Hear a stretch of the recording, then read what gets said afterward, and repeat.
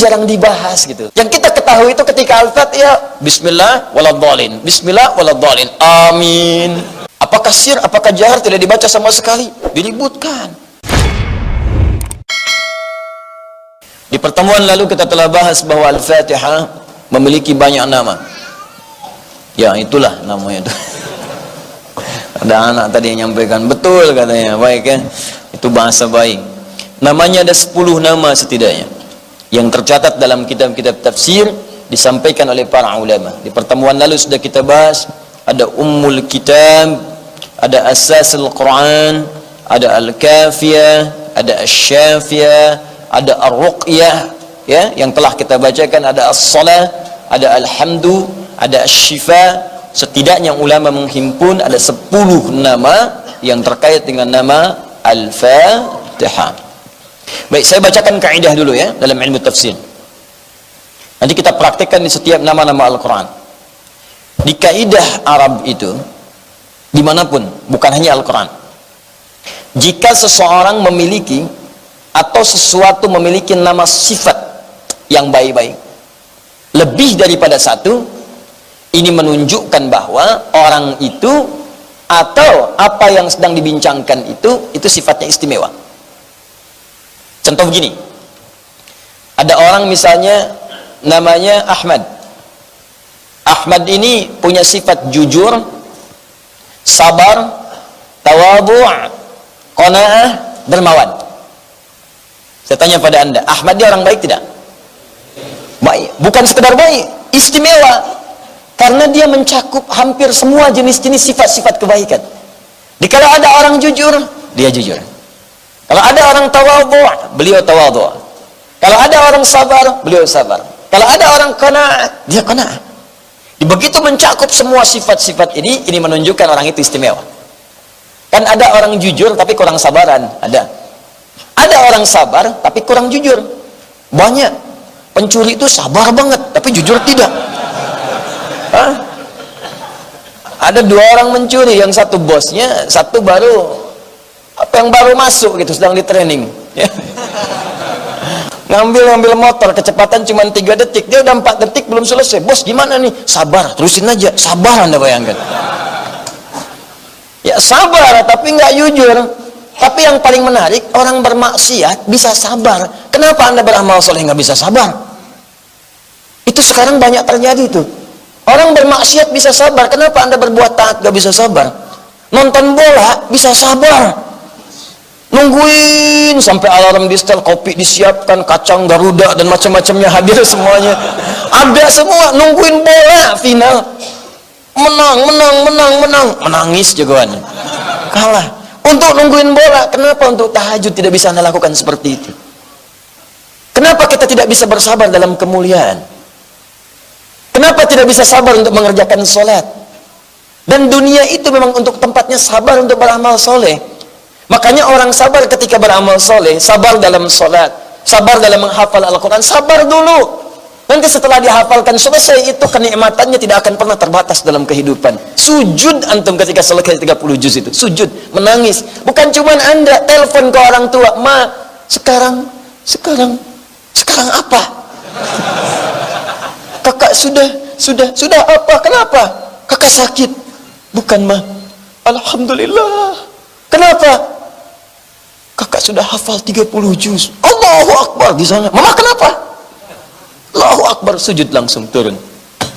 Air matanya berderai keluar, seakan-akan mendapati sesuatu yang lebih daripada dunia dan seisinya. Enggak. Tapi sabar gitu. Sabar menghafal, sabar bangun malam sampai tiba kenikmatan itu. Dulu mau bangun malam susah gitu. Kan saya sering katakan, setel alarm itu sampai 3 kali anda bayangkan. Mau bangun jam 3, setel alarm dari jam 2, 2:04, 2:30. Betul, alarm pertama mematikan alarm kedua. Alarm kedua di-set mematikan alarm ketiga. Alarm ketiga belum tentu bangun. Tapi kalau sudah nikmat, ketinggalan 1 malam, anda bisa menyesal seumur hidup. Subuh 4:40 anda bangun 4:35, 5 menit lagi sebelum azan anda bisa katakan, ya Allah terlambat, padahal belum subuh. Anda katakan terlambat padahal belum subuh. Dulu berbeda, subuh 4:35 bangun 5:34. Gak mikir, tuh biasa aja. Sekarang lain, ya Allah terlambat saya, padahal belum sholat subuhnya, belum azan. Anda bisa terbayang.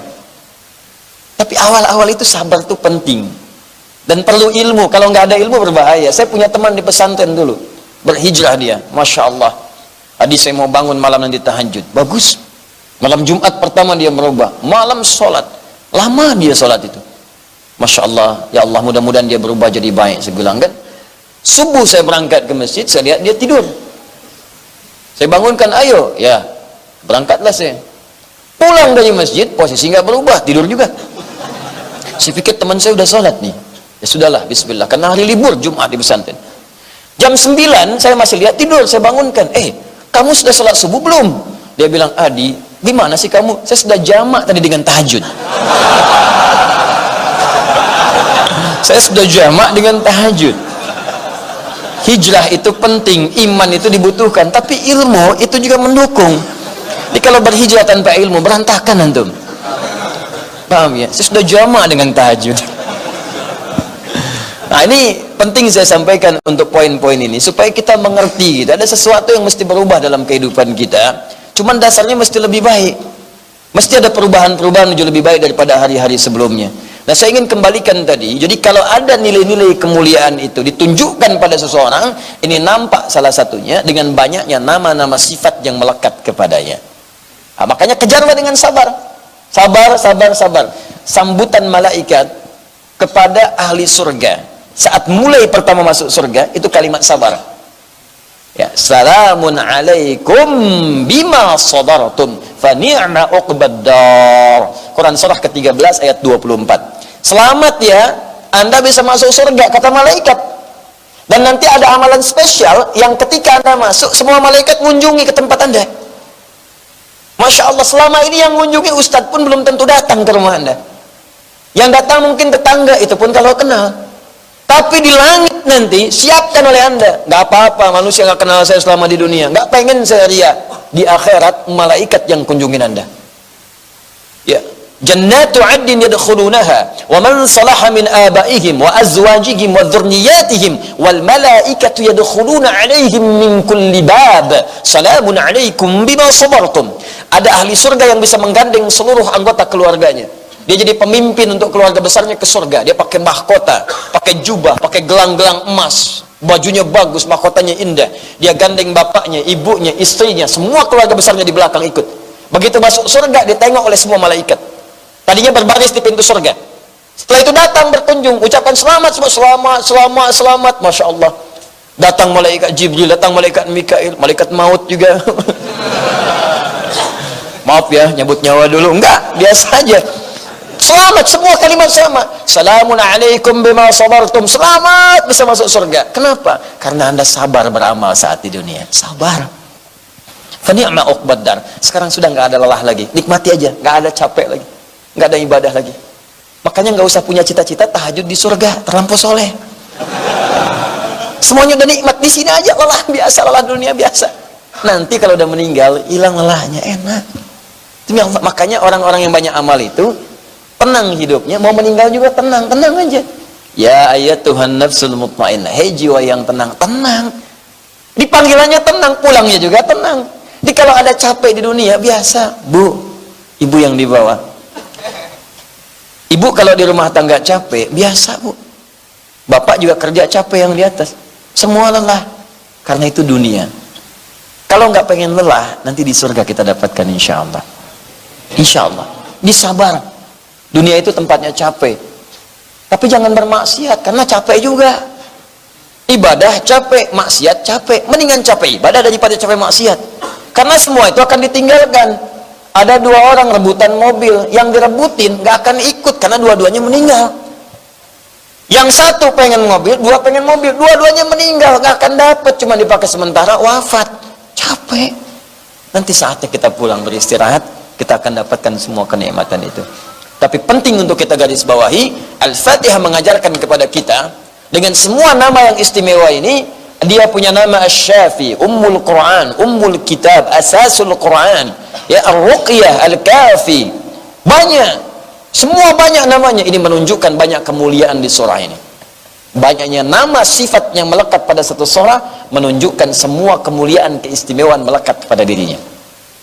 Maka pelajaran pertama dari Al-Fatihah, bekerjalah dalam kehidupan dengan berbuat baik sehingga kita dikenal dengan sifat-sifat baik dalam perbuatan kita itu. Misal, Anda bekerja di kantor, jujur, jangan korupsi, jangan menipu, jangan nyogok, jujur aja. Sehingga sifat jujur itu melekat pada diri kita. Kemanapun kita pergi, orang akan mengenal kita. Ini dia petugas yang berintegritas. Ini dia karyawan yang jujur. Ini dia pekerja yang hebat. Jadi kemanapun Anda pergi, dikenalnya jujur. Jadi hakim, jujur. Di pejabat, jujur. Karyawan, jujur. Di orang pun sudah kenal dengan Anda. Nggak usah disogok tuh, jujur, capek ente. Jujur, melekat pada Anda. Setelah itu naik lagi levelnya, belajar apa? Bulan depan belajar sabar. Sabar. Kalau Anda sudah minta, ya Allah jadikan saya orang sabar, pasti dikirim masalah. Banyak masalah supaya Anda sabar. Dimaki-maki, sabar. Dicela, sabar. Dihina, sabar. Difitnah, sabar. Sampai orang menyimpulkan dia penyabar. Percuma mencela juga. Percuma, mas. Mas cuma capek dan banyak dosa. Dia nggak akan merespon. Sabar. Sabar. Capek. Sampai dia capek tuh, mau bikin makar apapun capek, percuma karena nggak direspon. Sabar. Tawadhu, ya, rendah hati, kemana-mana rendah hati, nggak sombong macam-macam, sampai dikenal dia tawadhu tuh. Itulah contoh Al-Fatihah. Ini jarang dibahas gitu. Yang kita ketahui itu ketika Al-Fatihah, Bismillah waladhdallin, Bismillah waladhdallin, Amin. Apakah sir, apakah jahar, tidak dibaca sama sekali, diributkan. Ya, sampai masuk ke dalam ormas. Bismillahirrahmanirrahim. NU. Bismillahirrahmanirrahim. Alhamdulillahi rabbil alamin. Muhammadiyah. Yang kita butuhkan itu aplikasi dari surat yang kita kaji, aktualisasinya. Yang pertama pelajaran dari Al-Fatihah, setiap nama-nama yang baik melekat pada satu surah, ini menunjukkan keutamaan surah itu dan pesan kuatnya dari surah Al-Fatihah. Pertama, berbuatlah yang baik-baik dalam kehidupan, supaya dengan itu kita memiliki kumpulan sifat-sifat mulia yang dikenang kita selama hidup di dunia dan dibanggakan dengan sifat itu saat menghadapi